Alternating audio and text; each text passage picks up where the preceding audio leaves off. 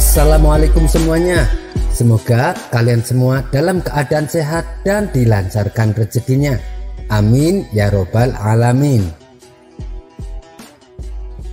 Suatu kali Abu Nawas bersama teman-temannya diundang mengikuti sebuah pesta di rumah seorang Yahudi. Pesta tersebut berlangsung meriah. Ada tarian hingga pentas musik. Tentu saja Abu Nawas larut dalam acara itu.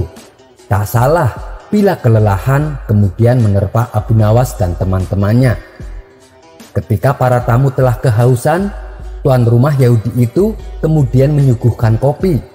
Masing-masing mendapatkan secangkir kopi, termasuk Abu Nawas.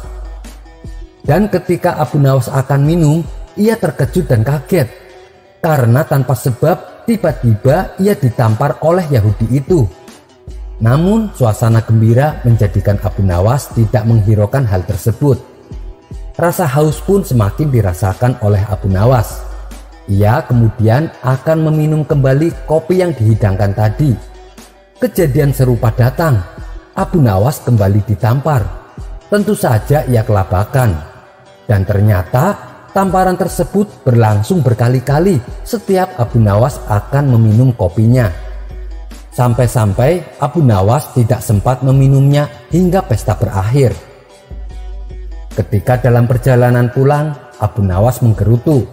Jahat benar kelakuan Yahudi itu, main tampar seenaknya saja. Padahal dia sendiri minumnya seperti binatang. Kelakuan seperti itu jangan sampai dibiarkan berlangsung di kota Baghdad. Abu Nawas kemudian memutar otak untuk memberi pelajaran kepada tuan rumah Yahudi itu. Keesokan harinya, Abu Nawas datang ke istana untuk menemui Raja Harun al-Rasyid. Di hadapan sang raja, Abu Nawas berkata, "Paduka yang mulia, ternyata di negeri Paduka ini ada suatu permainan aneh yang belum pernah hamba jumpai." Baginda Raja bertanya, "Di mana tempatnya wahai Abu Nawas? Tapi ingat, kamu jangan mempermainkan aku." Abu Nawas menjawab, "Di tepi hutan sana Paduka yang mulia."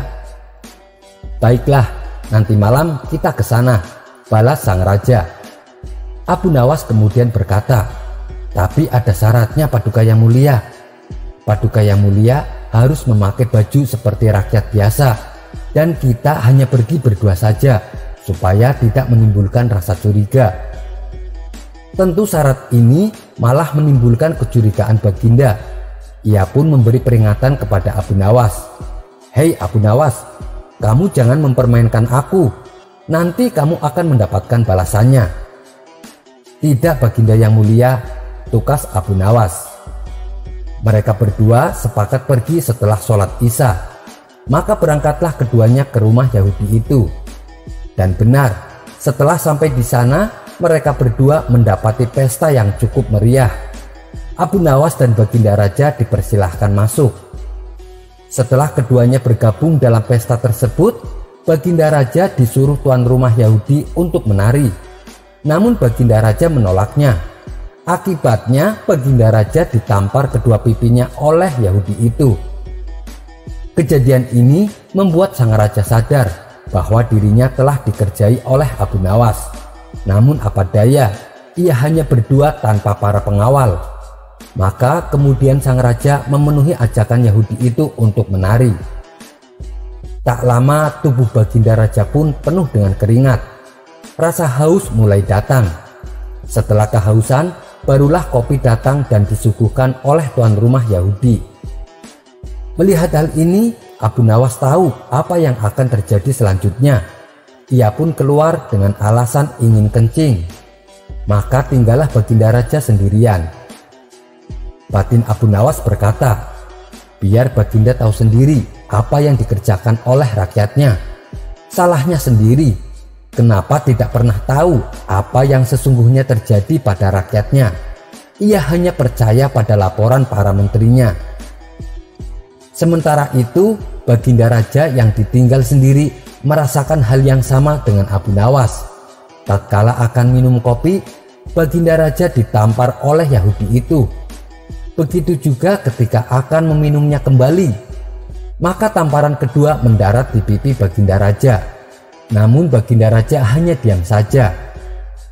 Sesaat kemudian Baginda Raja melihat Yahudi itu minum seperti binatang, yaitu dengan menghirupnya sambil ketawa-ketawa. Apa boleh buat, aku seorang diri dan tak mungkin melawan Yahudi sebanyak itu, ucap Baginda Raja dalam hati. Setelah larut malam, Baginda Raja kemudian pulang ke istana dengan berjalan kaki seorang diri. Abu Nawas benar-benar kelewatan, akan aku balas nanti, gumam Baginda dalam hati. Keesokan harinya, Baginda memerintahkan prajurit untuk memanggil Abu Nawas. Setelah Abu Nawas berada di hadapannya, dengan geramnya Baginda Raja menghardik Abu Nawas. Abu Nawas, apa yang kamu lakukan tadi malam sungguh mempermalukan aku. Apa alasanmu sehingga engkau berbuat begitu kepadaku? Abu Nawas menjawab, ampun Baginda Raja, alasan saya adalah ingin memberikan laporan yang jujur bahwa ada sesuatu yang tidak beres di masyarakat. Tapi saya bingung bagaimana cara melaporkannya, karena malam sebelumnya hamba mendapatkan perlakuan yang sama. Apabila hamba berkata secara jujur, takutnya Baginda tidak percaya. Maka saya memutuskan biar Baginda sendiri yang mengalaminya langsung. Mendengar jawaban tersebut, Baginda Raja tidak dapat membantah. Ia mengakui selama ini para menterinya hanya melaporkan kabar baiknya saja. Setelah itu, Baginda Raja langsung memerintahkan prajuritnya untuk menjemput si Yahudi dan menghukumnya. Kisah selanjutnya. Akhir-akhir ini perut Baginda Raja sering merasakan mules. Walaupun bukan tergolong penyakit berat, namun cukup mengganggu keseharian Baginda Raja. Ia pun lalu menanyakan perihal penyakit yang dideritanya kepada tabib istana. Tabib istana menjelaskan kalau Baginda Raja sedang terkena serangan angin. Entah apa yang ada di pikiran Baginda Raja. Ia malah meminta bantuan Abu Nawas atas penyakit yang dialaminya. Lebih tepatnya mungkin ingin mengerjai Abu Nawas, karena memang Abu Nawas seringkali dikerjai sang raja tapi selalu lolos. Lagi sakit perut aja masih sempat-sempatnya terpikir untuk mengerjai Abu Nawas. Maka dipanggillah Abu Nawas ke istana. Sesampainya Abu Nawas di istana, Baginda Raja menyambutnya dengan senyuman. Rupanya sang raja telah menyiapkan tugas yang cukup konyol untuk Abu Nawas. Hai Abu Nawas, aku punya tugas penting buatmu, ucap sang raja. Tugas apa wahai Paduka yang mulia? Tanya Abu Nawas. Sang raja kemudian berkata, akhir-akhir ini aku sering merasakan sakit perut. Kata tabib istana sih, aku menderita penyakit angin. Abu Nawas sedikit keheranan mendengar cerita sang raja. Ia pun lalu bertanya, ampun Baginda, kiranya apa yang bisa hamba lakukan? Tangkap dan penjarakan angin itu untukku. Kau tentu bisa melakukannya bukan? Perintah sang raja. Abu Nawas merasa bingung dengan perintah sang raja. Di sisi lain, ia tak mungkin menolak perintah itu, sebab apapun yang jadi perintah raja harus ia patuhi bila tak mau terkena hukuman. Setelah berpikir sejenak, akhirnya Abu Nawas menjawab, baiklah yang mulia, akan hamba coba untuk memenjarakan angin, ucapnya dengan terpaksa. Aku beri waktu kau 3 hari untuk menyelesaikan tugasmu, kata sang raja. Baik yang mulia, akan hamba segera selesaikan perintah dari sang raja, jawab Abu Nawas. Usai mendapat perintah dari sang raja, Abu Nawas pun pulang membawa tugas konyol itu. Di sepanjang perjalanan pulang, ia terus terdiam dan mulutnya terkunci tak mengeluarkan sepatah kata pun. Ia tak habis pikir dengan perintah aneh yang Raja Harun al-Rasyid berikan. Ia belum bisa memikirkan bagaimana cara menangkap dan memenjarakan angin. Menurutnya, angin adalah benda yang tak berwarna dan tak dapat dilihat.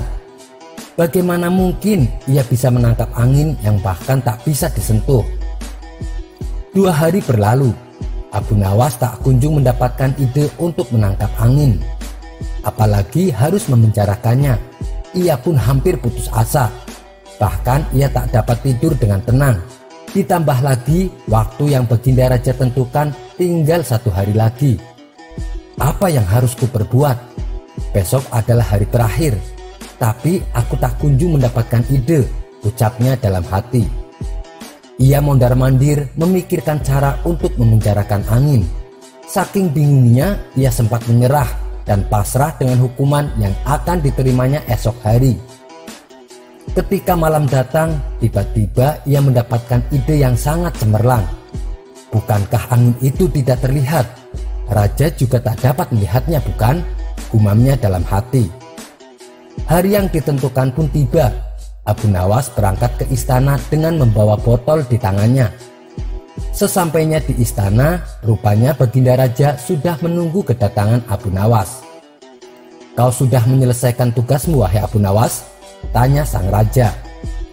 "Tentu sudah, Yang Mulia," kata Abu Nawas sambil menyerahkan sebuah botol kosong kepada Baginda Raja. "Mana anginnya, Abu Nawas?" tanya Baginda. "Ada di dalam botol itu, Yang Mulia," jawab Abu Nawas. "Benarkah? Kenapa aku tak bisa melihat apa-apa?" tanya Baginda Raja kebingungan. "Ampun Baginda, siapapun tak akan bisa melihat angin. Akan tetapi jika Paduka ingin tahu, Paduka harus membuka tutup botol tersebut," jawab Abu Nawas meyakinkan sang raja. Setelah Paduka Raja membuka tutup botol tersebut, ia mencium bau busuk. Sang raja pun murka kepada Abu Nawas.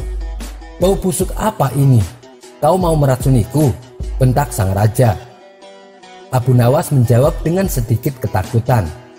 "Ampun Baginda, tadi hamba buang angin. Lalu hamba masukkan ke dalam botol itu. Karena takut anginnya akan keluar, maka hamba memenjarakannya dengan cara memasukkan ke botol itu dan menutupnya. Dengan begitu, hamba bisa menyelesaikan tugas dari Paduka Raja." Mendengar penjelasan itu, Baginda Raja tak jadi marah. Ia merasa perkataan Abu Nawas sangat masuk akal. Karenanya Baginda Raja tidak jadi menghukum Abu Nawas dan justru memberikannya sebuah hadiah. Kisah selanjutnya. Sudah menjadi kebiasaan Raja Harun al-Rasyid. Setiap sebulan sekali, ia selalu mengajak Abu Nawas untuk berburu hewan di hutan. Suatu ketika, sang raja berhasil menangkap seekor rusa yang sangat gemuk dan memiliki daging yang banyak. Baginda Raja dengan riang gembira segera pulang ke istana untuk menjadikannya santapan makan malam. Karena rasa gembira dan bahagianya, sang raja sendiri yang akan memasak hewan hasil buruannya. Ia mulai memotong-motong daging rusa di dapur istana. Namun insiden kecil terjadi. Sang raja pun berteriak histeris. Alih-alih hendak memotong daging rusa, tapi justru ia memotong ibu jarinya sendiri. Sang raja langsung dibawa ke balai pengobatan untuk disembuhkan lukanya. Meskipun lukanya dapat disembuhkan, tapi sang raja harus kehilangan ibu jarinya. Karena keadaannya tersebut, Baginda Raja sangat sedih dan tertunduk lemas penuh penyesalan. Melihat hal tersebut, Abu Nawas yang merupakan orang kepercayaan raja mendatangi beliau untuk menghiburnya. Dengan bijak Abu Nawas berkata kepada sang raja, "Janganlah bersedih dan menyesal wahai Baginda Raja. Bersyukurlah, karena segala hal yang terjadi pasti ada kebaikan di baliknya." Mendengar kata-kata Abu Nawas, Baginda Raja langsung murka dan marah besar. Ia kemudian berkata dengan nada marah kepada Abu Nawas, "Apakah engkau sudah gila, Abu Nawas? Kamu menyuruhku bersyukur atas terpotongnya ibu jariku. Engkau mengajariku untuk bersyukur karena hal ini. Lalu coba katakan, apa bagusnya dari ibu jariku yang terpotong hingga aku harus bersyukur?" Abu Nawas hanya terdiam dan tak bisa berkata apa-apa. Sang raja kemudian memerintahkan para pengawal untuk menyeret Abu Nawas agar dijebloskan ke dalam penjara, karena dianggapnya ia telah menyinggung perasaan sang raja. Lantaran masih kesal dengan ulah Abu Nawas, sang raja mendatangi ruang tahanan di mana Abu Nawas dipenjara. "Coba, aku ingin dengar, apakah kau akan mensyukuri nasibmu yang kini masuk penjara?" sindir sang raja kepada Abu Nawas. "Saya tetap akan mensyukuri takdir ini, Baginda yang mulia," balas Abu Nawas dengan penuh keyakinan. "Kamu memang gila, Abu Nawas," ucap sang raja sembari meninggalkan ruang tahanan. Setelah beberapa bulan kemudian, Baginda Raja kembali ingin menyalurkan hobinya, yaitu berburu hewan di hutan.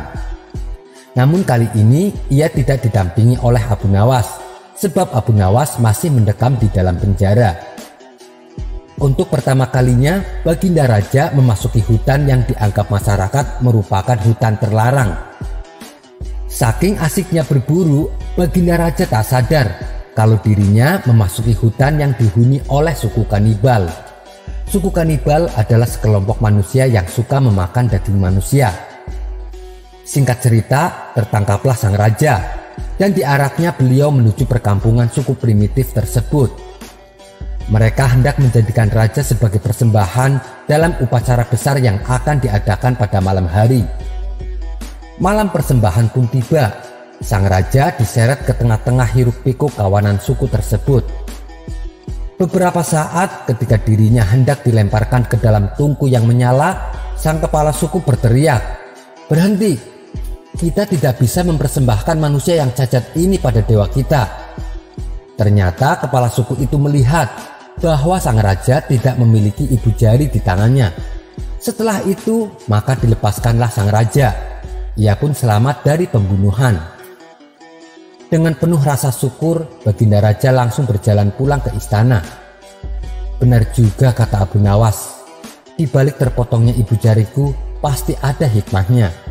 Aku telah berbuat zalim kepada Abu Nawas karena telah memenjarakan dirinya, batin sang raja dalam hati. Setibanya di istana, Baginda Raja langsung memerintahkan pengawal untuk membebaskan Abu Nawas.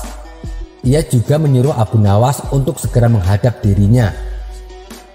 "Engkau memang benar, Abu Nawas. Di balik peristiwa terpotongnya ibu jariku, ternyata ada hikmahnya." Sang raja lantas menceritakan peristiwa yang baru saja ia alami. "Maafkan aku, Abu Nawas, karena aku telah memenjarakanmu," ucap sang raja merasa menyesal. "Tapi ada sesuatu yang masih mengganjal dalam benakku. Kau bilang apapun yang menimpa padamu, kamu selalu bersyukur karena pasti ada kebaikan di baliknya. Lalu, kebaikan apa yang bermanfaat bagimu saat kamu di penjara? Apakah kamu masih merasa tetap bersyukur dengan nasibmu itu?" tanya Baginda Raja. Abu Nawas menjawab, "Saya malah sangat bersyukur dan berterima kasih ketika Baginda Raja menjebloskan saya ke penjara." "Kamu memang aneh, Abu Nawas. Lalu apa manfaatnya bagimu?" tanya sang raja heran. "Begini Paduka yang mulia, andai saja saya tidak di penjara, tentunya Paduka akan mengajak saya berburu. Dan pasti saya akan ikut tertangkap oleh suku kanibal. Mungkin Baginda bisa selamat dari pembunuhan, karena jari Baginda hilang satu. Tetapi saya tidak akan bisa selamat, karena saya tidak memiliki cacat. Maka sudah pasti hambalah yang akan dimasukkan ke dalam tungku api sebagai persembahan. Oleh sebab itulah, saya selalu mensyukuri segala sesuatu yang menimpa pada diri hamba, karena pasti ada kebaikan di balik itu semua." "Kamu benar, Abu Nawas. Kamu memang benar," ucap sang raja. Abu Nawas kemudian dipersilahkan untuk pulang ke rumahnya dan diberi hadiah beberapa keping emas karena telah memberi pelajaran yang amat berharga. Kisah selanjutnya.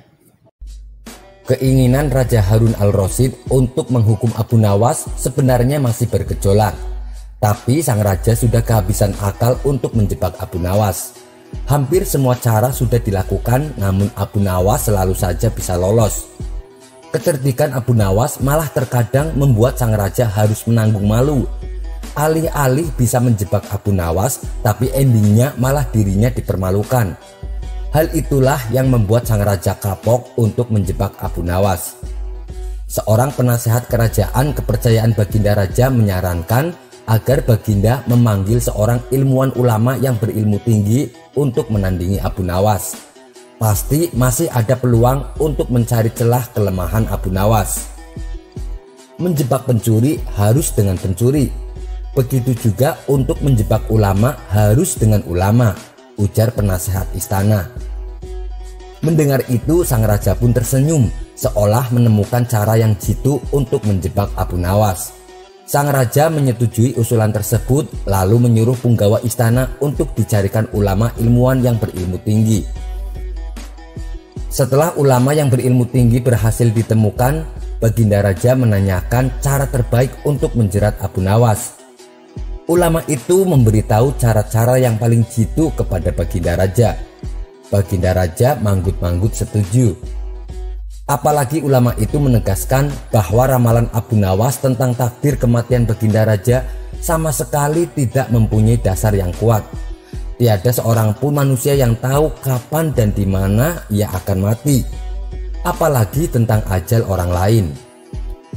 Ulama andalan Baginda Raja itu mulai mengadakan persiapan seperlunya untuk memberikan pukulan fatal kepada Abu Nawas. Siasat pun dijalankan sesuai rencana. Abu Nawas terjerembab ke pangkuan siasat sang ulama. Abu Nawas melakukan kesalahan yang bisa membawanya ke tiang gantungan atau hukuman pancung. Peribahasa mengatakan, sepandai-pandai tupai melompat, pasti suatu saat akan terpeleset. Kini Abu Nawas benar-benar mati kutu. Sebentar lagi ia akan dihukum mati karena jebakan sang ilmuwan ulama. Banyak orang yang merasa simpati atas nasib Abu Nawas, terutama orang-orang miskin dan tertindas yang pernah ditolongnya. Namun derai air mata para pecinta dan pengagum Abu Nawas tak mampu menghentikan hukuman gantung yang akan dijatuhkan. Sementara Baginda Raja Harun al-Rasyid benar-benar menikmati kemenangannya. Belum pernah Baginda terlihat seceria sekarang ini. Keyakinan orang banyak bertambah mantap bahwa Abu Nawas akan berakhir di tiang gantungan. Namun hanya satu orang yang tetap tidak yakin. Dia adalah istri Abu Nawas. Istri Abu Nawas yakin kalau suaminya pasti akan bisa lolos dari hukuman mati. Ketika Abu Nawas dibawa ke lapangan untuk menghadapi hukuman mati, Abu Nawas malah terlihat tenang. Baginda Raja tahu bahwa ketenangan yang ditampilkan Abu Nawas hanyalah merupakan bagian dari tipu dayanya. Tetapi Baginda Raja telah bersumpah pada diri sendiri bahwa beliau tidak akan terkecoh untuk kedua kalinya. Suasana mendadak hening saat dibacakan hukuman mati yang akan dihadapi Abu Nawas. Sebagai sambutan terakhir, sang raja pun ikut berpidato. "Hai Abu Nawas, adakah permintaan terakhir yang ingin kau sampaikan?" tanya sang raja. Dan pertanyaan inilah yang paling dinanti-nantikan oleh Abu Nawas. "Ada Paduka yang mulia," jawab Abu Nawas singkat. "Sebutkan," ucap Baginda. Abu Nawas berkata, "Sudilah kiranya hamba diperkenankan untuk memilih hukuman mati yang hamba anggap cocok wahai Baginda yang mulia," pinta Abu Nawas. "Baiklah," jawab Baginda menyetujui permintaan Abu Nawas. "Paduka yang mulia, yang hamba pinta adalah bila pilihan hamba benar maka hamba bersedia dihukum gantung. Tetapi jika pilihan hamba dianggap salah maka hamba dihukum pancung saja," kata Abu Nawas memohon. "Engkau memang orang yang aneh Abu Nawas. Dalam saat-saat yang amat genting pun engkau masih sempat bersendau gurau. Tetapi ketahuilah wahai Abu Nawas, bagiku segala tipu muslihatmu hari ini tak akan bisa membawamu kemana-mana," ujar Baginda sambil tertawa. "Hamba tidak bersendau gurau Paduka yang mulia," kata Abu Nawas bersungguh-sungguh.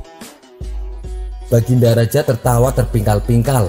Belum selesai Baginda Raja tertawa, Abu Nawas berteriak dengan nyaring. "Hamba minta dihukum gantung Baginda yang mulia," teriak Abu Nawas. Semua yang hadir kaget. Orang-orang belum mengerti mengapa Abu Nawas membuat keputusan itu. Tetapi Baginda Raja menangkap sesuatu yang lain, sehingga tawa Baginda yang semula terpingkal-pingkal mendadak berhenti. Kening Baginda berkenyit mendengar ucapan Abu Nawas. Baginda Raja tidak berani menarik kata-katanya karena disaksikan oleh ribuan rakyatnya. Beliau sudah terlanjur mengabulkan Abu Nawas untuk menentukan hukuman mati yang paling cocok untuk dirinya. Kini kesempatan Abu Nawas membela diri. "Baginda yang mulia, hamba tadi mengatakan bahwa hamba akan dihukum gantung. dan itu adalah permintaan hamba yang terakhir yang disetujui oleh Baginda Raja. Kalau pilihan hamba benar, maka hamba dihukum gantung. Tetapi di manakah letak kesalahan pilihan hamba sehingga hamba harus dihukum pancung? Padahal hamba telah memilih hukuman gantung, kata Abu Nawas. Perkataan Abu Nawas memaksa Baginda Raja dan ulama itu tercengang. Mereka tak menyangka dengan jawaban seperti itu. Benar-benar luar biasa otak Abu Nawas ini. Rasanya tidak ada lagi manusia pintar selain Abu Nawas di negeri Baghdad ini. Mau tidak mau, Abu Nawas pun lolos dari hukuman mati. Namun untuk menutupi malu atas kekalahannya, sang raja berkata, "Abu Nawas, aku mengampunimu. Tapi sekarang jawablah pertanyaanku ini. Berapa banyakkah bintang di langit?"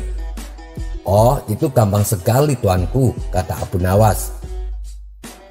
"Iya, tapi berapa? 100 jutakah? 100 miliarkah?" tanya Baginda. "Bukan tuanku, cuma sebanyak pasir di pantai," jawab Abu Nawas. "Kau ini bagaimana? Mana ada orang bisa menghitung pasir di pantai?" ujar Baginda Raja heran. Abu Nawas kembali berkata, "Kalau begitu, bagaimana pula orang bisa menghitung bintang di langit?" "Kau memang cerdik, Abu Nawas. Kau adalah pelipur laraku. Abu Nawas, mulai sekarang jangan segan-segan. Sering-seringlah datang ke istanaku. Aku ingin selalu mendengar leluconmu yang baru," perintah Baginda Raja. "Siap Baginda," kata Abu Nawas. Lalu Baginda Raja memerintahkan bendahara kerajaan untuk memberikan sekantong uang kepada manusia terlucu di negerinya itu. Kisah selanjutnya. Tidak seperti biasanya, hari itu Baginda tiba-tiba menyamar menjadi rakyat biasa.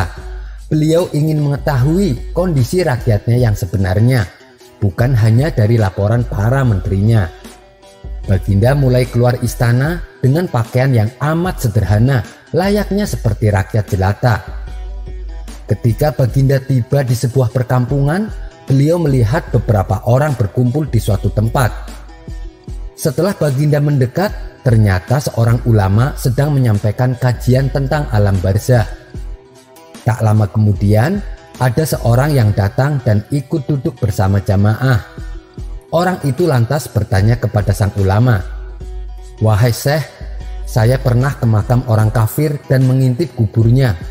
Tapi saya tidak mendengar teriakan-teriakan ataupun melihat penyiksaan-penyiksaan yang katanya sedang dialaminya. Lalu bagaimana cara membenarkan sesuatu yang tidak sesuai dengan apa yang dilihat mata?" Dengan tersenyum ulama itu menjawab, "Untuk mengetahui yang demikian itu harus dengan panca indera yang lain. Kamu pernah duduk di samping temanmu yang sedang tidur, bukan? Kadangkala temanmu saat itu dalam tidurnya sedang bermimpi, digigit ular, diganggu dan sebagainya. Temanmu juga merasa sakit dan takut ketika itu, bahkan berteriak dan lari sekencang-kencangnya. Sedangkan engkau yang duduk di dekatnya menyaksikan keadaannya seolah tidak terjadi apa-apa. Padahal apa yang dilihat serta dialami temanmu dalam mimpi sedang dikelilingi ular-ular.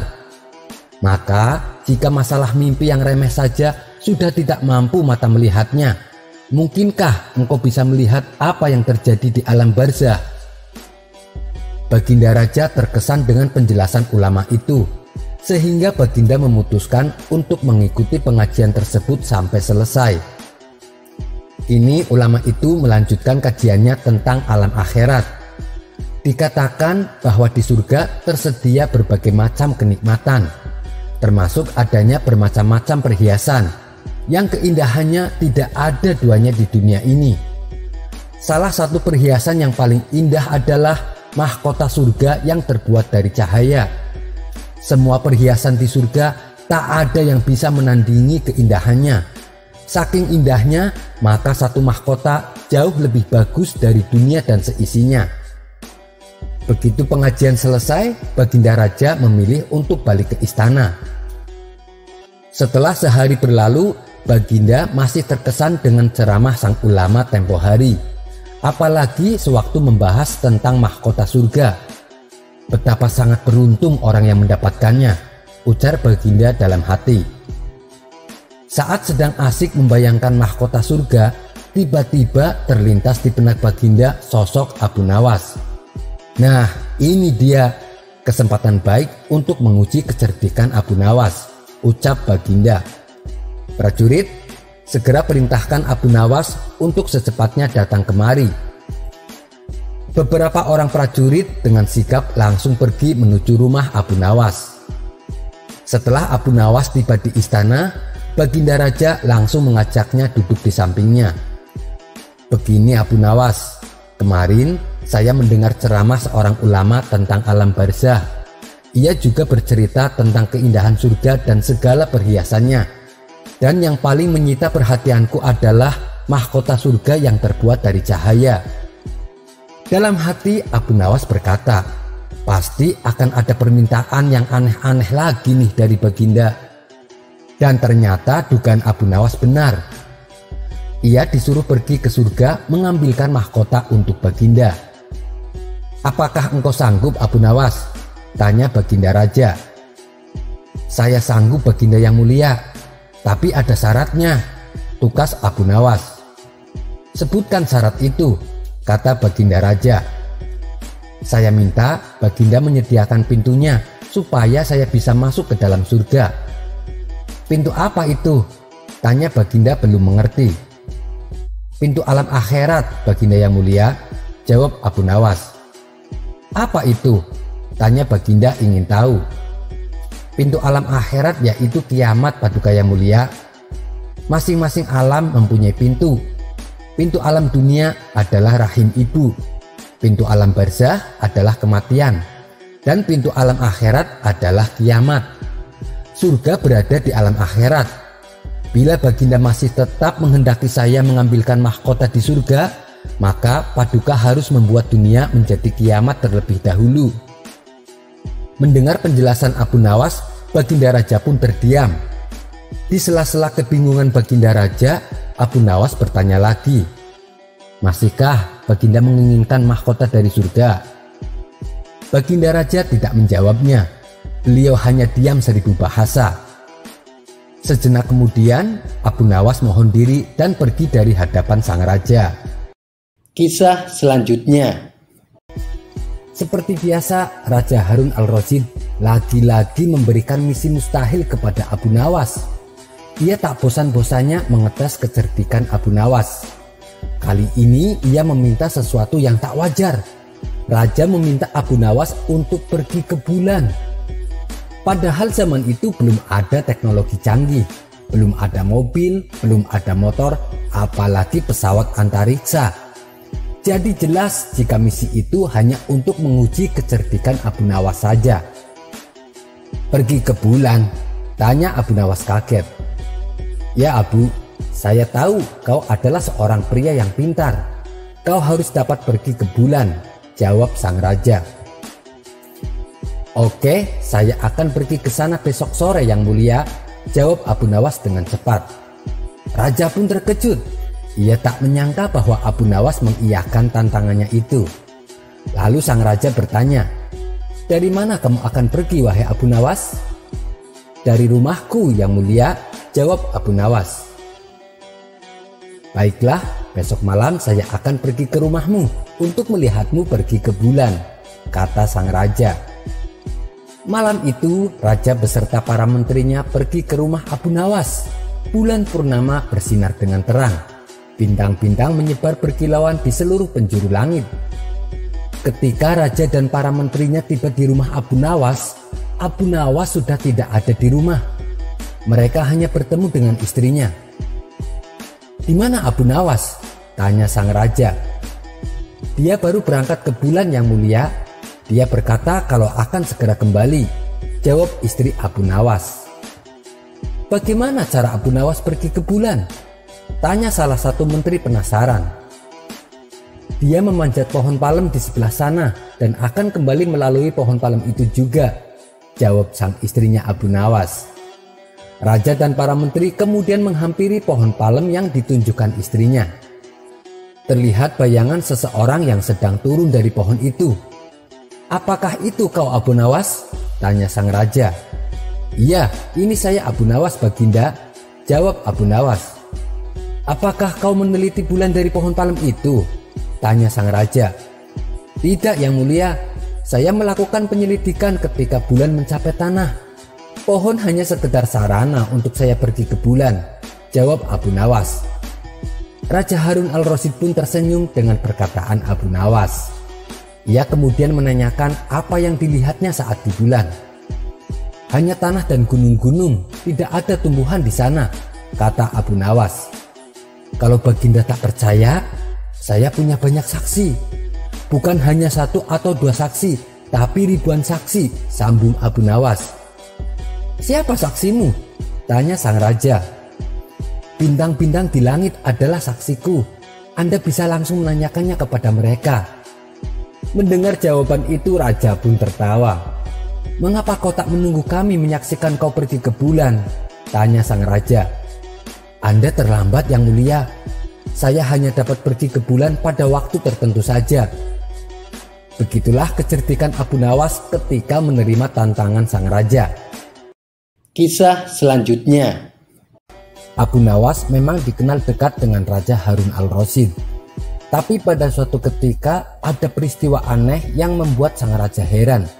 Kenapa akhir-akhir ini ia sering memimpikan Abu Nawas? Baginda Raja lalu menanyakan pertanda mimpi tersebut kepada penasehat spiritual istana. Entah apa yang ada di benak sang penasehat istana. Ia malah menyarankan sang raja untuk mengusir Abu Nawas dari kampung halaman. Penasehat istana berdalih mimpi bertemu dengan Abu Nawas adalah suatu tanda kesialan bagi sang raja. Abu Nawas diperbolehkan pulang kembali ke kampung halaman dengan syarat sebagai berikut.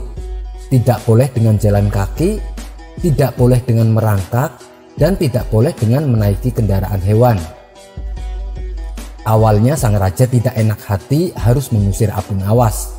Tapi karena ini adalah saran dari penasehat istana dan demi kebaikan sang raja, terpaksa ia pun harus melaksanakan saran tersebut. Maka dipanggillah Abu Nawas ke istana untuk menghadap Paduka Raja. "Ada gerangan apa Paduka yang mulia memanggil hamba?" tanya Abu Nawas. Sang raja menjawab, "Begini Abu Nawas, sudah beberapa hari ini saya bermimpi kamu. Dan menurut para penasehat saya, itu adalah pertanda suatu musibah bagi saya. Oleh karenanya, dengan terpaksa saya harus mengusir kamu dari kampung halaman. Tapi kamu boleh kembali ke kampung halaman dengan syarat tidak boleh dengan jalan kaki, tidak dengan merangkak, maupun dengan mengendari hewan sebagai tungganganmu. Kalau kamu melanggarnya, maka kamu bisa mendapatkan hukuman." "Paduka yakin dengan perkataan Paduka?" tanya Abu Nawas kembali. "Iya Abu Nawas, saya sangat yakin," jawab sang raja. "Baiklah Paduka yang mulia, saya akan meninggalkan kampung halaman saya," ucap Abu Nawas dengan nada sedih. Setelah beberapa minggu meninggalkan kampung halaman, Abu Nawas merasakan kerinduan yang amat sangat dengan keluarganya. Ia juga kangen ngobrol bareng teman-temannya di warung. Tapi ia bingung bagaimana caranya agar bisa pulang ke kampung halaman. Paduka Raja sendiri sebenarnya kangen dengan kehadiran Abu Nawas. Tapi ia sudah kadung berkata demikian. Pantang bagi seorang raja menarik kata-kata yang sudah diucapkan. Tapi bukan Abu Nawas namanya kalau tidak menemukan ide yang cemerlang. Ia pun tersenyum begitu mendapatkan cara agar bisa pulang ke kampung halaman tanpa harus melanggar aturan sang raja. Desas-desus akan kepulangan Abu Nawas pun tersiar ke masyarakat. Para warga gembira dengan berita itu karena mereka mencintai Abu Nawas. Rupanya kabar tersebut juga sampai ke telinga Raja Harun al-Rasyid. Ia pun merasa gembira mendengarnya. Ternyata berbeda antara kegembiraan raja dengan warganya. Kalau warga gembira karena kecintaannya dengan Abu Nawas. Sedangkan kalau sang raja ada dua kegembiraan sekaligus. Kegembiraan pertama kalau Abu Nawas melanggar peraturan cara pulangnya, ia bisa menghukum Abu Nawas. Karena selama ini Abu Nawas selalu luput dari jebakan sang raja. Kegembiraan yang kedua adalah kalaupun Abu Nawas bisa pulang tanpa melanggar aturan, ia bisa kembali ngobrol dengan Abu Nawas untuk menghilangkan stres.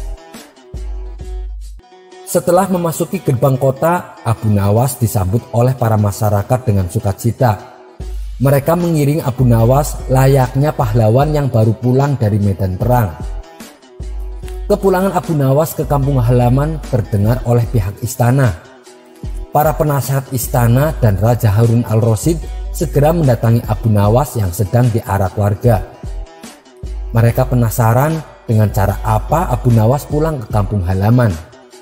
Dan ternyata Abu Nawas pulang kampung dengan cara bergelayutan di bawah perut keledai. Melihat hal itu, sang raja pun tertawa dan mengakui kecerdikan Abu Nawas. Sedangkan para penasehat istana tersenyum kecut karena gagal membuat Abu Nawas dihukum. Kisah selanjutnya. Raja Harun al-Rasyid tak henti-hentinya mengerjai Abu Nawas, namun selalu lolos dari perangkapnya. Yang ada malah baginda raja sendiri yang menanggung kekalahan. Kalaulah beradu otak, pasti Abu Nawas yang akan menang. Dan raja tahu betul kecerdasan dan kecerdikan Abu Nawas. Sang raja pun mempunyai ide untuk mengalahkan Abu Nawas, yaitu diajak adu lomba memanah. Karena lomba tersebut yang dibutuhkan adalah keahlian, bukan kecerdasan otak. Maka dipanggillah Abu Nawas ke istana. Ada gerangan apa baginda raja memanggil hamba? Tanya Abu Nawas kepada sang raja. Aku sedang mengadakan lomba memanah. Berhubung kamu ada di istana, maka kamu harus ikut lomba tersebut, ucap sang raja. Waduh, saya masuk perangkap sang raja nih, gumam Abu Nawas dalam hati. Di saat Abu Nawas kebingungan, sang raja berkata, "Hai Abu Nawas, kenapa kamu bengong? Ada hadiah besar menantimu. Tapi syaratnya kamu hanya boleh memanah 1 kali dan harus tepat sasaran. Kalau kamu berhasil, maka hadiah besar bisa kamu bawa pulang. Tapi kalau kamu gagal, kamu harus pulang ke rumah dengan jalan merangkak." Ternyata dugaan saya benar. Raja mengundang saya ke istana hanya ingin mempermalukan saya. Sudah tahu kalau saya tak pandai memanah, tapi dipaksa ikut lomba memanah, ucap Abu Nawas dalam hati. Ia pun berpikir keras agar lepas dari jebakan sang raja. Abu Nawas dengan berat hati mengambil busur dan tempat anak panah. Otaknya terus berputar mencari cara supaya dirinya tidak dipermalukan oleh sang raja. Akhirnya dengan memantapkan hati, Abu Nawas membidik sasaran. Ia pun mulai memanah. Sudah bisa ditebak, anak panah melesat jauh dari sasaran. Namun dengan kecerdikannya, Abu Nawas berteriak, "Itu tadi gaya memanah Tuan Menteri." Segera dicabutnya sebuah anak panah lagi. Ia membidiknya dan memanah lagi. Masih juga panah melesat dari sasaran. Abu Nawas berteriak lagi, "Demikianlah gaya Tuan Wali Kota memanah." Baginda raja menjadi tidak sabar. Ia pun berteriak, "Hai Abu Nawas, mana gaya memanahmu?" "Tenang baginda, gaya hamba tentu lebih baik," ujar Abu Nawas tetap berlagak pintar. Selanjutnya Abu Nawas segera mencabut sebuah anak panah lagi. Ia membidik dan memanah lagi dan melesat lagi, bahkan makin jauh dari sasaran. Ia berteriak lebih keras lagi, "Ini gaya Tuan Lurah memanah." "Wahai Abu Nawas, yang aku minta gaya memanahmu, bukan gaya orang lain," hardik sang raja.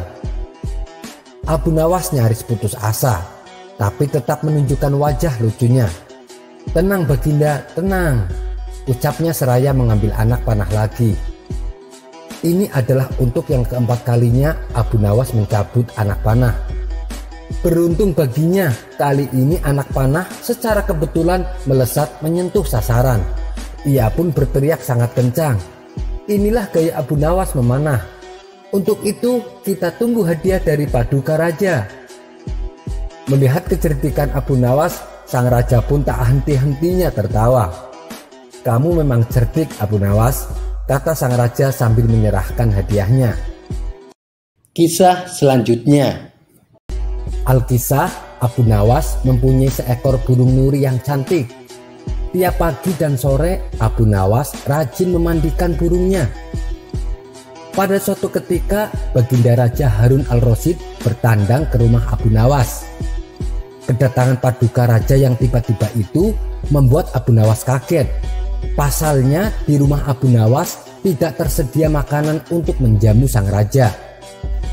"Tidak usah repot-repot, Abu Nawas. Saya hanya mampir sebentar. Bagaimana kabarmu? Lama sekali kamu tidak ke istana," ucap sang raja. "Alhamdulillah, keadaan saya baik-baik saja, Paduka," balas Abu Nawas. Paduka raja mengamati sekeliling rumah Abu Nawas. Saat matanya tertuju ke pojokan rumah, paduka raja melihat seekor burung nuri di dalam sangkar. "Kamu sekarang memelihara burung, wahai Abu Nawas?" tanya sang raja. "Betul sekali, Paduka yang mulia," jawab Abu Nawas. Sang raja kembali berkata, "Burung kamu bagus, bulunya juga indah. Saya suka sekali melihatnya. Kalau kamu berniat menjualnya, jangan ditawarkan kepada orang lain, tawarkan saja kepadaku. Berapapun harganya, pasti aku akan membayarnya." Abu Nawas tidak menjawab, dia hanya mengangguk kepalanya. Tapi dalam hati Abu Nawas berkata, "Mana mungkin aku menjual burung yang tidak berharga ini kepada Baginda." Keesokan paginya, Abu Nawas datang ke istana. Dia datang dengan membawa burung nuri yang diinginkan Baginda. Abu Nawas tidak ingin menjualnya. Dia ingin memberikan cuma-cuma kepada Baginda. Tapi di pintu gerbang istana, 2 orang pengawal menahannya.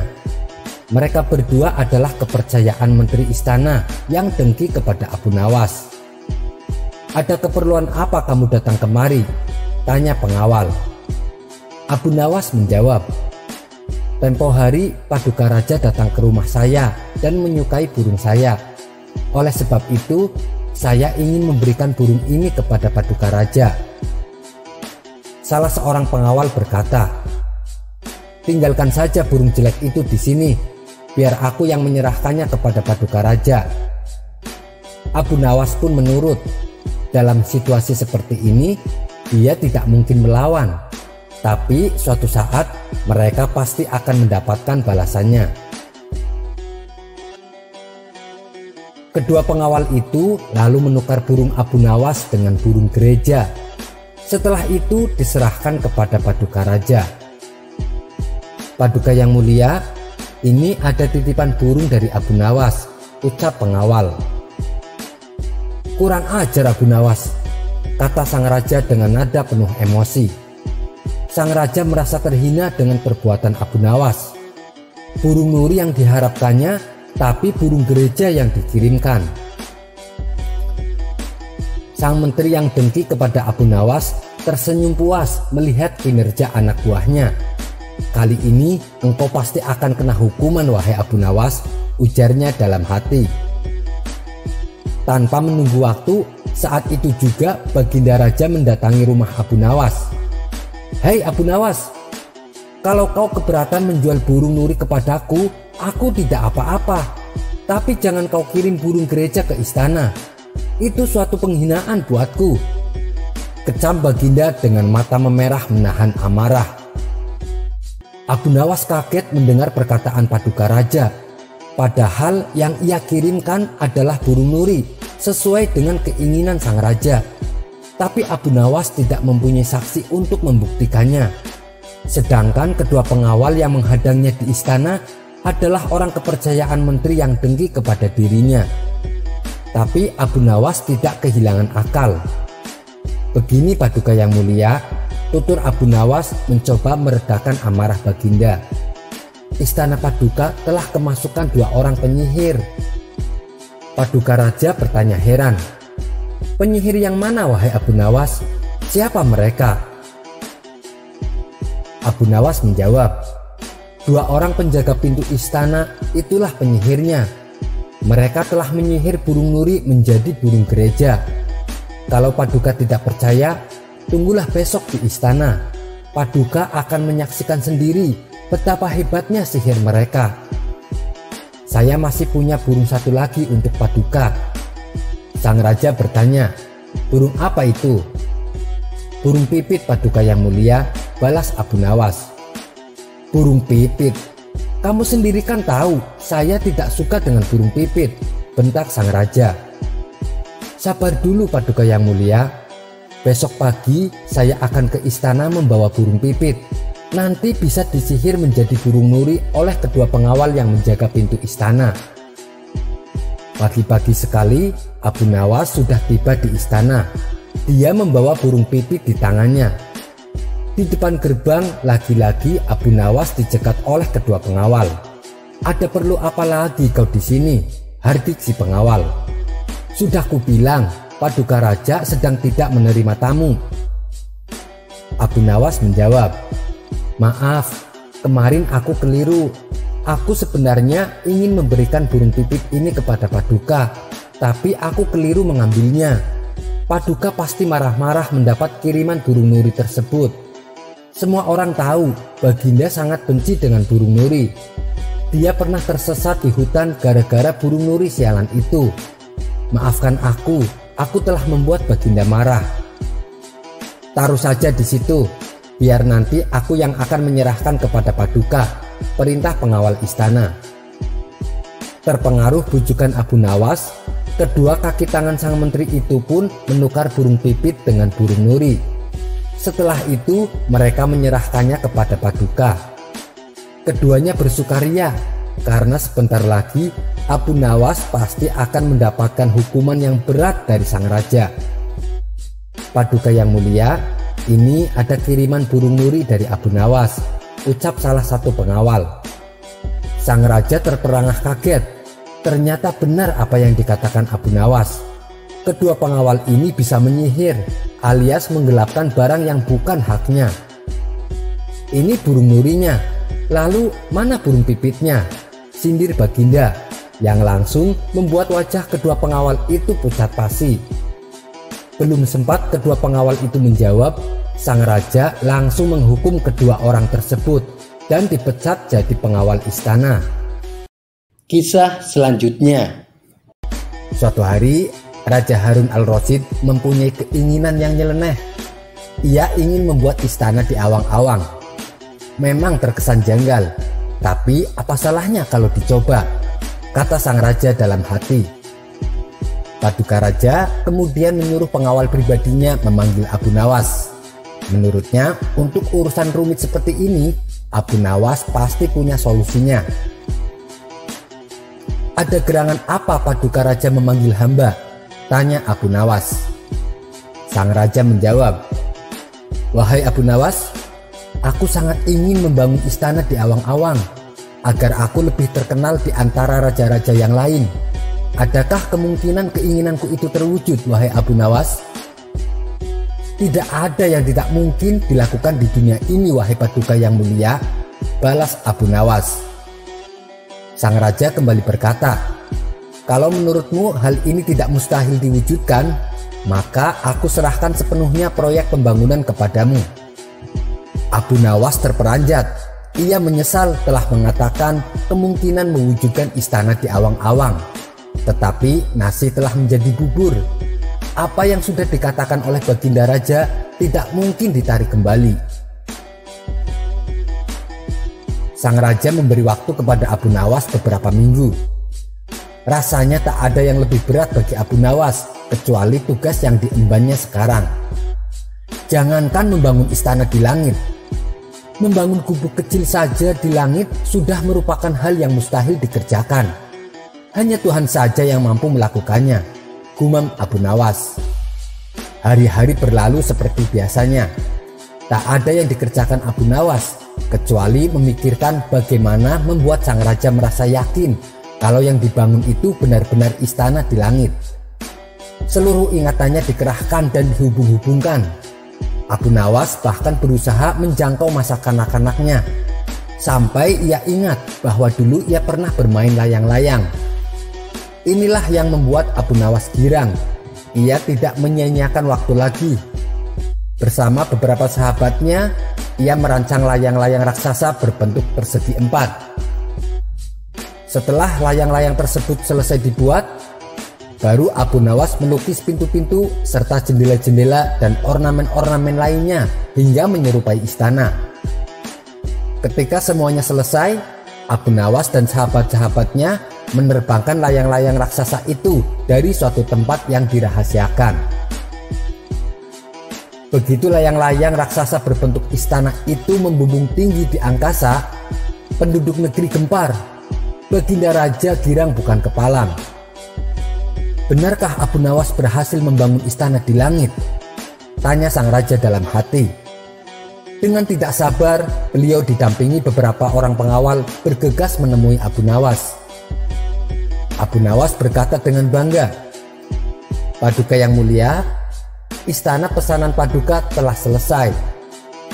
"Engkau benar-benar hebat, wahai Abu Nawas," kata Baginda Raja memuji Abu Nawas.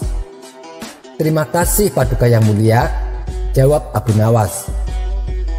"Lalu bagaimana caranya aku ke sana, wahai Abu Nawas?" tanya Paduka Raja. "Dengan tali tambang, Paduka yang mulia," balas Abu Nawas. "Kalau begitu, siapkan talinya itu sekarang. Aku ingin segera melihat istanaku dari dekat," kata Baginda tidak sabar.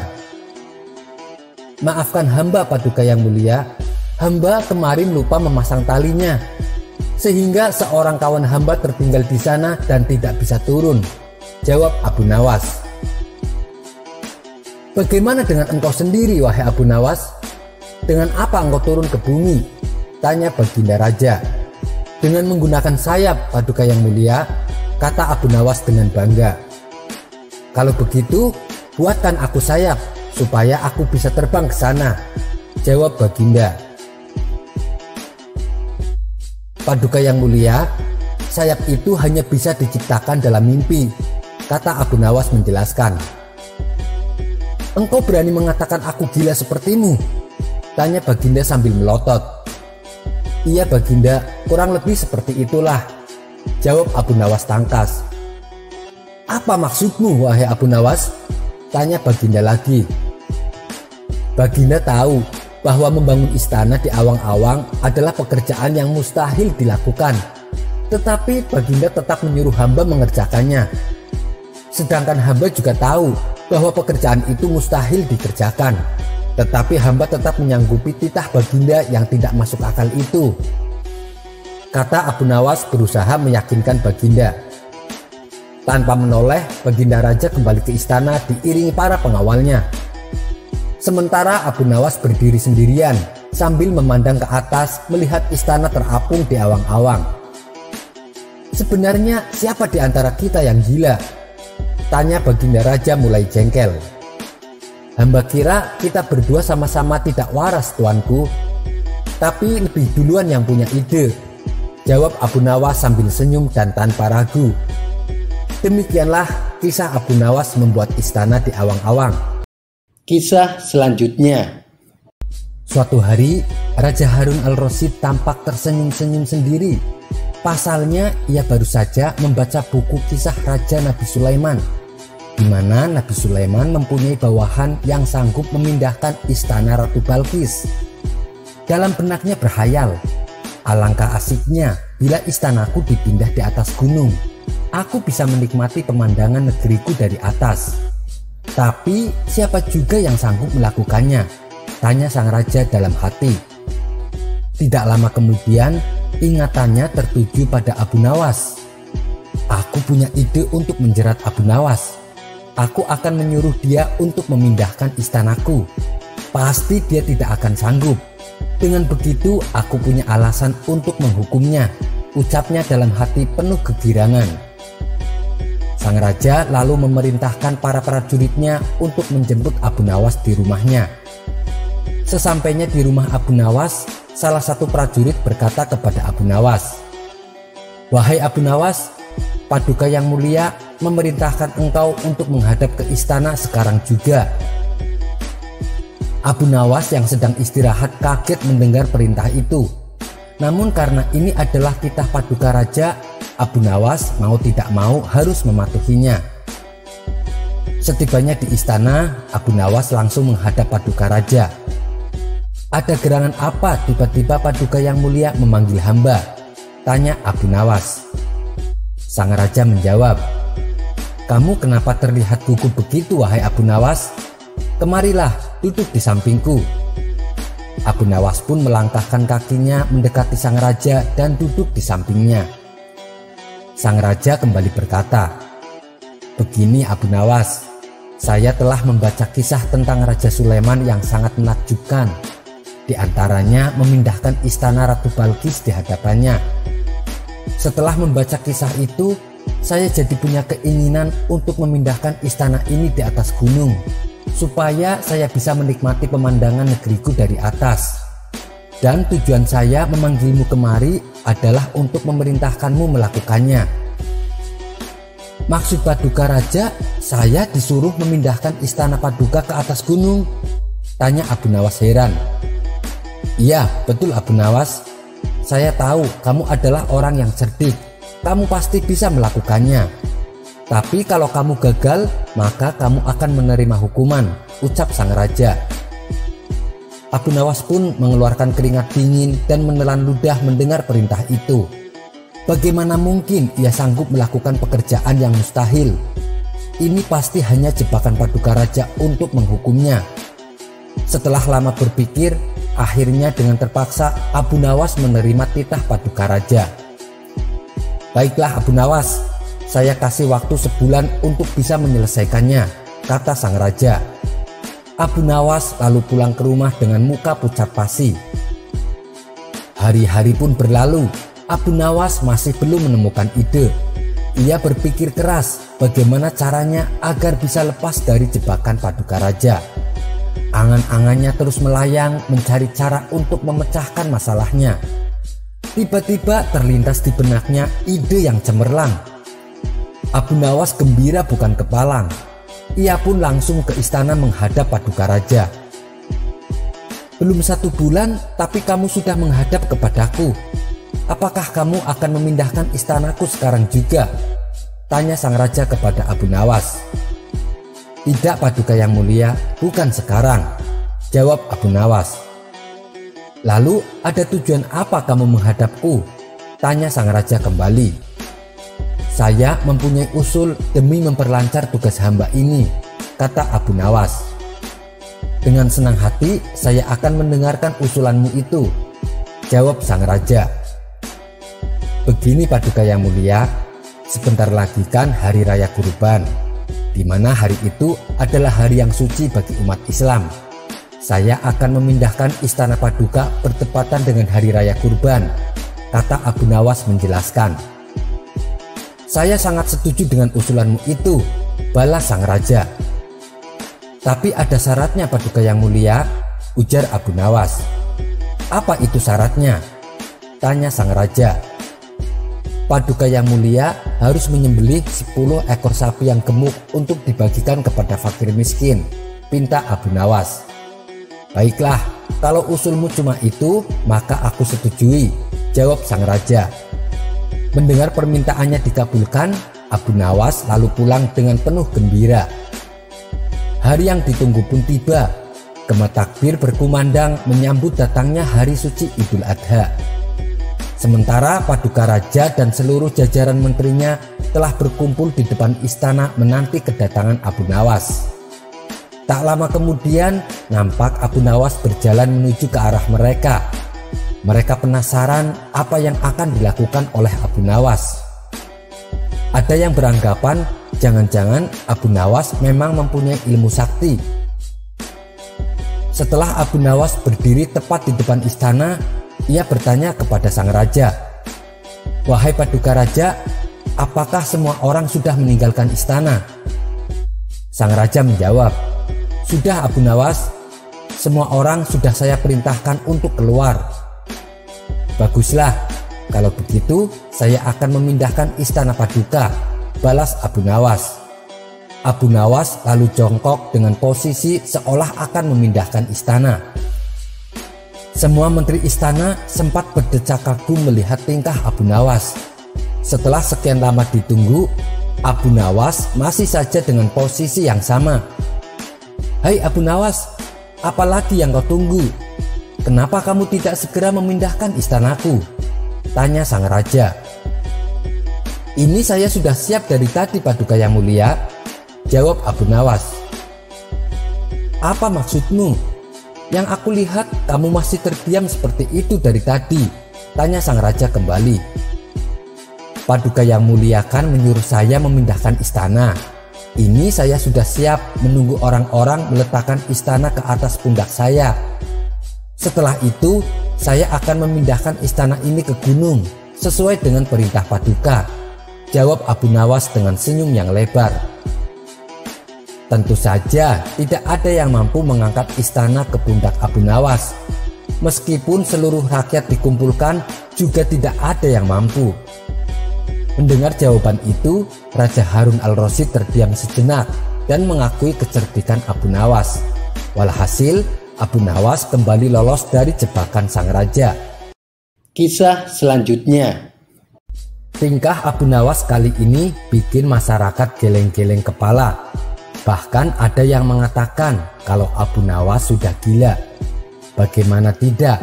Di siang hari bolong saat matahari bersinar dengan panasnya, Abu Nawas malah keliling kampung dengan membawa lampu minyak di tangannya. Dan dia selalu berhenti di setiap depan rumah warga sambil menggoyang-goyangkan lampunya. Ia lalu melongok ke dalam rumah di depannya seperti sedang mencari sesuatu. Perilaku Abu Nawas ini tentu saja menggegerkan penghuni Baghdad. Bagaimana mungkin orang secerdas Abu Nawas bertingkah seperti orang gila? "Abu Nawas mulai gila," kata seorang warga Baghdad. "Raja Harun al-Rasyid pasti malu punya staf ahli gila," celetuk yang lainnya. Tapi Abu Nawas tidak peduli. Besok paginya Abu Nawas kembali melakukan hal yang sama. Ia pergi keliling kampung dengan membawa lampu minyak di tangannya. Setiap kali melewati rumah warga, ia berhenti sejenak. Lampu minyak di tangannya ia goyang-goyangkan lalu melongok ke dalam rumah di depannya. Salah satu warga penasaran dengan apa yang dilakukan oleh Abu Nawas. Ia pun lalu bertanya, "Kamu sedang ngapain, Abu Nawas?" Abu Nawas menjawab, "Saya sedang mencari neraka." Mendengar jawaban yang tak masuk akal itu, semua warga tambah yakin kalau Abu Nawas memang sudah gila.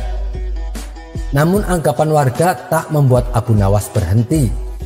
Di hari selanjutnya, ia tetap berkeliling kampung dengan membawa lampu minyak.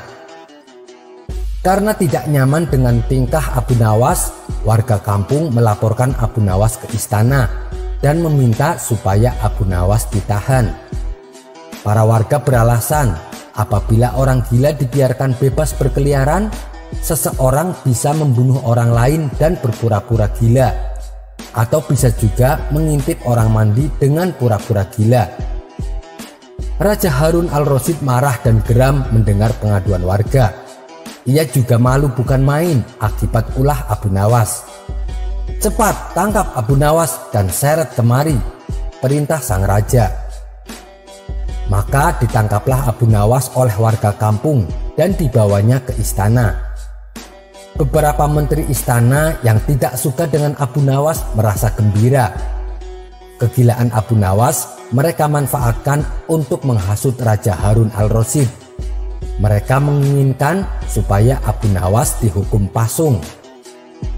Setelah Abu Nawas dihadapkan kepada raja, sang raja bertanya dengan nada emosi, "Kamu gila atau pura-pura gila?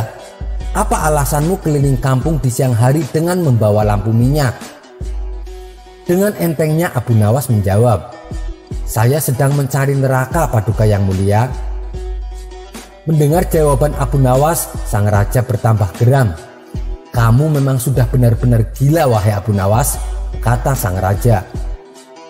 "Bukan saya yang gila, Paduka Raja, tapi merekalah yang gila, jawab Abu Nawas. Sang raja heran. Mereka siapa yang kau maksud? Tanya sang raja. Abu Nawas kembali menjawab, mereka adalah orang-orang yang telah menganggapku gila dan menangkapku serta menyeretku ke sini. Akhirnya Abu Nawas meminta orang-orang yang telah menganggapnya gila untuk berkumpul di depan istana. Mereka ditantang oleh Abu Nawas. Wahai kalian yang sudah menganggapku gila, apakah selama ini kalian menganggap orang yang berbeda keyakinan dengan kalian sebagai orang gila dan munafik? Tanya Abu Nawas. Mereka serempak menjawab, ya betul. Abu Nawas kembali bertanya, terus apakah kalian anggap orang yang gila dan munafik sebagai orang sesat? Mereka menjawab, iya tentu saja. Baik, jika saya gila, munafik dan akan masuk neraka, di manakah neraka itu? Dan milik siapa neraka itu? Tanya kembali Abu Nawas. Neraka adalah milik Allah dan tempatnya ada di akhirat, jawab mereka. Kemudian Abu Nawas memalingkan wajahnya menghadap Raja Harun al-Rasyid. Wahai Paduka Raja, tolong sampaikan kepada mereka, jika neraka milik Allah dan tempatnya berada di akhirat, mengapa mereka gemar menganggap orang lain yang berbeda dengan pemikirannya akan masuk neraka? Apakah mereka sudah menjadi panitia neraka? Apa mereka sudah dapat mandat menjadi wakil Allah untuk menjadi pencatat orang masuk neraka? Ucap Abu Nawas. Mendengar penjelasan Abu Nawas, sang raja pun tersenyum dan menyuruh Abu Nawas untuk pulang ke rumahnya. Kisah selanjutnya. Di sebuah warung kopi, teman-teman Abu Nawas sedang membicarakan dirinya.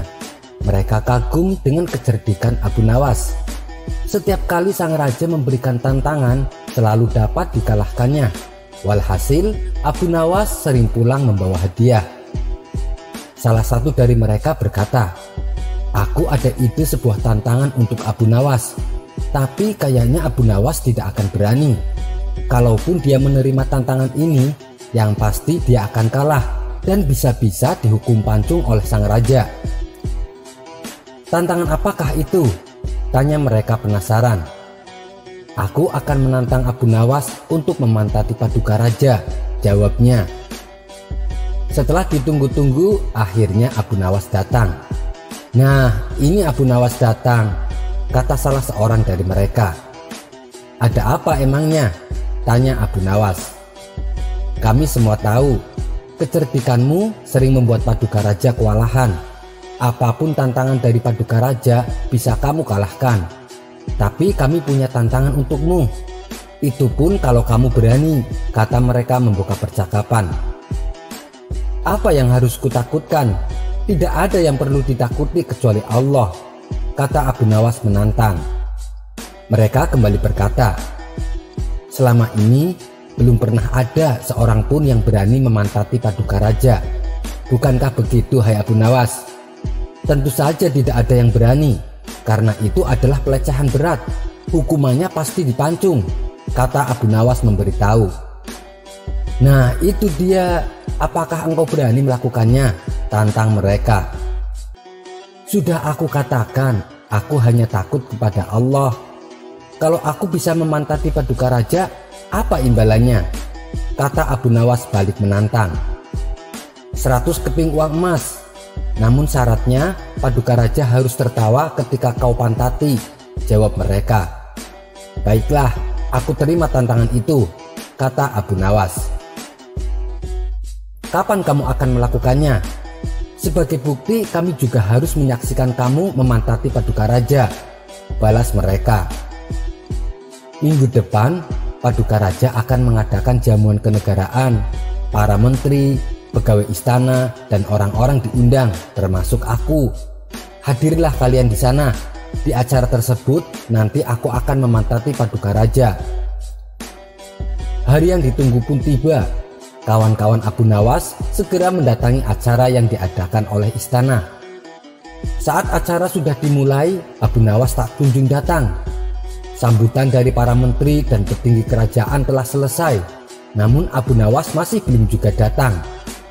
Teman-teman Abu Nawas saling berbisik satu sama lain kalau Abu Nawas tidak berani datang. Mereka pun senang karena kali ini Abu Nawas harus mengakui kekalahannya. Tibalah saatnya sambutan terakhir yang akan disampaikan oleh Paduka Raja. Semuanya terdiam mendengar pidato Paduka Raja. Saat Paduka Raja tengah berpidato, datanglah Abu Nawas.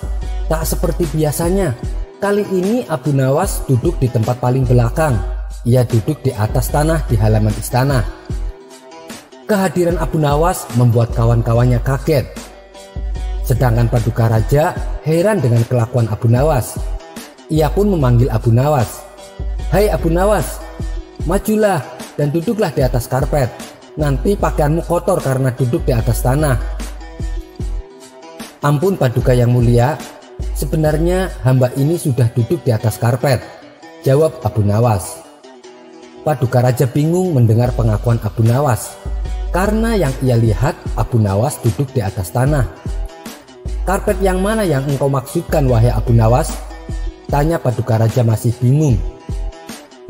"Karpet hamba sendiri Paduka yang mulia. Sekarang hamba selalu membawa karpet kemanapun hamba pergi," jawab Abu Nawas. "Tetapi sejak tadi aku tidak melihat karpet yang engkau bawa," kata Paduka Raja bertambah bingung. "Baiklah Paduka yang mulia, kalau memang Paduka Raja ingin tahu, maka dengan senang hati hamba akan menunjukkannya," kata Abu Nawas sambil beringsut-ingsut maju ke depan. Setelah cukup dekat dengan Paduka Raja, Abu Nawas berdiri, kemudian menungging, menunjukkan potongan karpet yang ditempelkan di bagian pantatnya. Posisi Abu Nawas ini seolah-olah memantati Baginda Raja. Melihat ada sepotong karpet menempel di pantat Abu Nawas, Paduka Raja tak bisa membendung tawa, sehingga beliau terpingkal-pingkal diikuti oleh para petinggi istana. Sementara kawan-kawan Abu Nawas mengakui kekalahannya. Mereka tak menyangka Abu Nawas bisa sampai secerdik itu.